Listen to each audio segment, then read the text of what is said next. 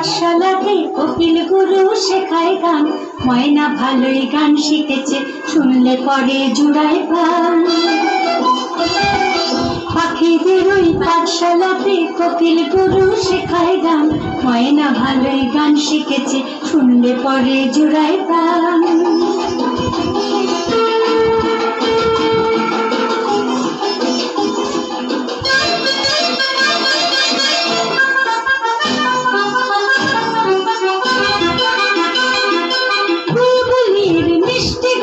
তাই তো সবাই ছুটে আসে, চন্দনা বউ মনে মনে বুলবুলিকে ভালোবাসে।